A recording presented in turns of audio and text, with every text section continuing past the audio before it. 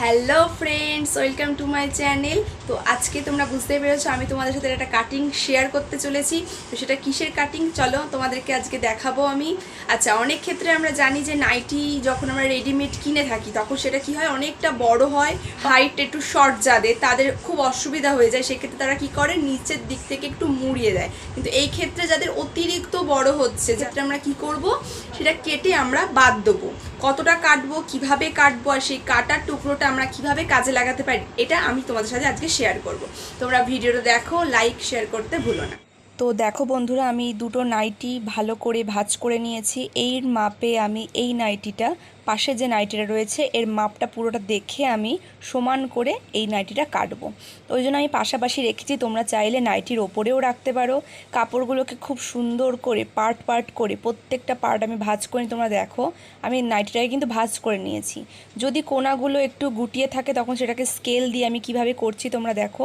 একটা হাত রেখে কাপড়ের ওপর তোমরা এভাবে করবে, তাহলে কাপড় কখনো গুটিয়ে থাকবে না। তোমরা ভালো করে দেখো, আমি বারবার হাত বুলিয়ে নিচ্ছি যাতে কোনো কাপড় ভেতরে গুটিয়ে না থাকে, তাহলে কাটতে কিন্তু অসুবিধা হবে। এবার যে নাইটিটার সাইজে আমি কাটবো, দেখো আমি সুন্দর করে ওর ওপর স্কেল বসিয়ে আমি মাপটা নিয়ে নিচ্ছি। তোমরাও এভাবে মাপটা নিয়ে নেবে। যাদের খুব অসুবিধা হয় দাগ অনুযায়ী টানতে, তারা প্রত্যেকটা সমান করে পুরোপুরি দাগ টেনে নিতে পারো, কিন্তু কাপড়ের ওপর বেশি দাগ টানা উচিত না। তাও আমি তোমাদের জন্য দেখিয়ে দিচ্ছি। আর যতটা কাটবো তোমরা ভালো করে দেখো, তার থেকে একটু বেশি কাপড় আমি রেখেছি, কারণ আমরা কাপড়টা কেটে আমরা মোড়াবো, তার জন্য আমি একটু বেশি কাপড় রেখে। তোমরা 2 ইঞ্চি রাখতে পারো, কেউ যদি কম মোড়ে তাহলে 1 ইঞ্চি রাখতে পারো, সেটা তোমাদের ওপর নির্ভর করছে। তোমরা দেখো আমি ভালো করে দাগ টেনে নিয়েছি সমান করে। এবার ঠিক এই পদ্ধতিতে আমি ঠিক ওই দাগের ওপর দিয়েই আমি কাটবো। তোমরা ঠিক ওই দাগের ওপর দিয়েই কাটবে, কোনো ভুল যেন না হয়, একদম দাগের ওপর দিয়ে যেন তোমাদের কাটাটা হয়। ভালো করে লক্ষ্য করো, আমি দাগটা টেনে নিয়েছি, এবার আমি কাটবো।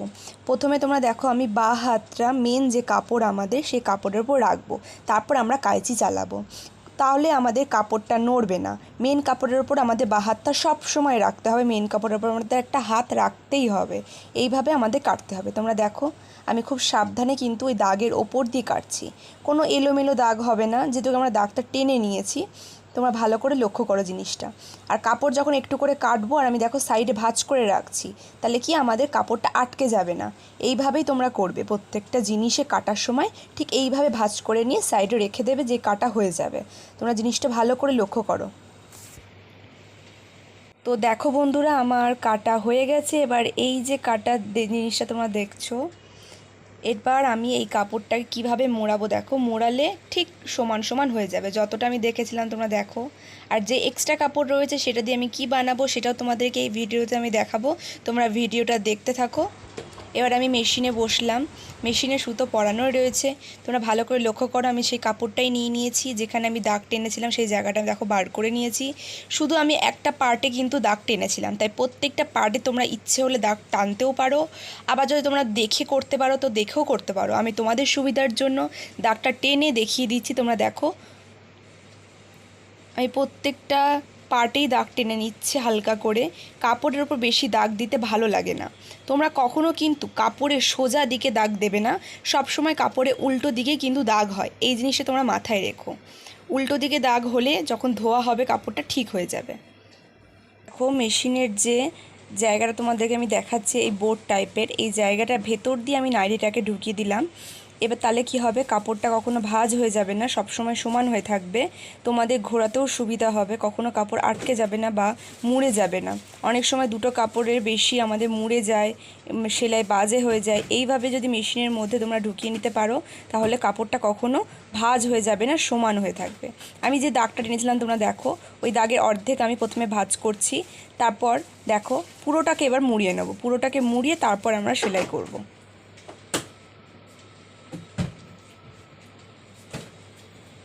ঠিক এইভাবে তোমরা আঙুল দিয়ে একটু চেপে নেবে যাতে দাগটা বোঝা যায়।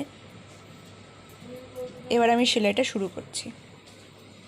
তোমরা ভালো করে লক্ষ্য করে সেলাইটা করবে, যেন কাপড় বেশি বড় না হয়ে যায় বা বেশি কম না হয়ে যায়, মাপে মাপে করার চেষ্টা করবে।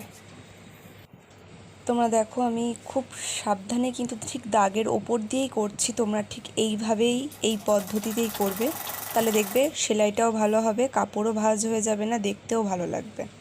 একটু আঙুল দিয়ে তোমরা একটু চেপে নেবে, তাহলে দেখবে আরও দেখতে ভালো লাগবে, তোমাদের সুবিধা হবে সেলাই করতে। আর কাপড়টা দেখো কীভাবে সহজেই সরে আসছে, আমারও সেলাই করতে কোনো অসুবিধা হচ্ছে না। ভিডিওটা তোমরা পুরোটা দেখো আর লাইক সাবস্ক্রাইব করতে ভুলো না। আমি তাড়াতাড়ি সেলাইটা কমপ্লিট করে নিই, তারপর লাস্টে তোমাদেরকে দেখাচ্ছি।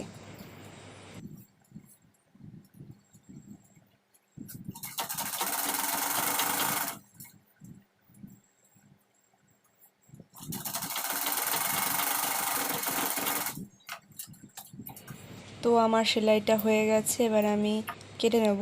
দিয়ে দেখো তোমাদেরকে ভালো করে আমি দেখাচ্ছি কত সমান কত সুন্দর একই মাপের সেলাই হয়েছে।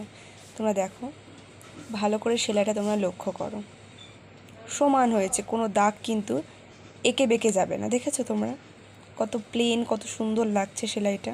তোমরা এইভাবে সেলাই ট্রাই করে একবার বাড়িতে দেখো। এবার আমি তোমাদেরকে যে এক্সট্রা কাপড়টা নাইটি কাটার সময় আমি পেয়েছিলাম, তোমাদেরকে বলেছিলাম ওটা দিয়ে একটা জিনিস বানিয়ে আমি তোমাদেরকে দেখাবো। তোমরা দেখো সেই ছিটটা আমি নিয়ে নিয়েছি, পুরো ছিটটাই রয়েছে এখানে। তোমরা দেখো আমি ভালো করে দেখিয়ে দিচ্ছি তোমাদেরকে তোমরা কিভাবে একটা সুন্দর জিনিস তোমরা বানাতে পারো। তোমরা দেখো একটা হাত রেখে আমি ঠিক এই হাতের মাপে জিনিসটাকে ভাঁজ করব, ওইভাবেই পরপর ভাঁজ করতে থাকবো। তোমরা দেখো পুরোপুরি ভিডিওটা পুরোটা দেখো, কোনো স্কিপ করে যেও না। ঠিক এইভাবে তোমরা ভাঁজ করে নেবে, তাহলে কাপড়টা তোমার কেটে জোড়া লাগানোর কোনো ব্যাপার থাকছে না, আলাদা করে কোনো সেলাইয়ের ব্যাপার থাকছে না। তোমরা একবারকে ভাঁজ করে নিয়ে একেবারে তোমরা সেলাইটা করতে পারবে। তোমরা দেখো আমার হয়ে গেছে কাপড়টা ভাঁজ করা, আমি খুব সুন্দর করে কিন্তু ভাঁজটা করে নিয়েছি। সাইডে একটুখানি যেটা এক্সট্রা কাপড় রয়েছে সমান করার পর সেই কাপড়টুকু আমি কেটে নেব। তো আমার কাপড়টা কাটা হয়ে গেছে, এবার আমি তোমাদেরকে সেলাইটা করে দেখাবো। তোমরা দেখো আমি খুব সহজে কাপড়টা চারিদিকে আগে সেলাইটা করে নেব।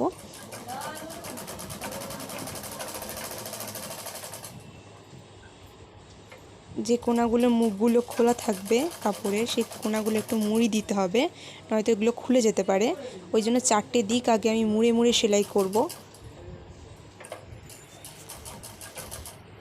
এইভাবে আমরা শুধু নাইটি বলে না, যে কোনো ছিট দিয়ে আমরা এরকম একটা যে কোনো ছিট, যে কোনো এক্সট্রা ছিট দিয়ে আমরা এরকম হাত মোছার হোক বা কোনো ঘর মোছা একটু মোটা করে ছোট সাইজের বড় সাইজের যে কোনো জিনিস এক্সট্রা কাপড় দিয়ে আমরা তৈরি করতে পারবো। যে বাড়তি কাপড়গুলো থেকে যায় সেগুলোতে এভাবে তৈরি করবো নেব। তো আমার সেলাইটা হয়ে গেছে পুরোপুরি, এবার আমি কেটে নিয়ে তোমাদেরকে ভালো করে দেখাচ্ছি। তোমরা দেখো কাপড়টা কত সুন্দর, ছোটোর মধ্যে দেখতে বেশ সুন্দর। হাঁড়ি ধরার জন্য অনেকে ব্যবহার করে, কড়াই হোক কোনো গরম জিনিস হোক আমরা ধরতে পারি। এছাড়াও আমি মেশিন মুছতে এই জিনিসগুলোই ব্যবহার করে থাকি। তোমরা লাইক সাবস্ক্রাইব করতে ভুলো না। Tata guys.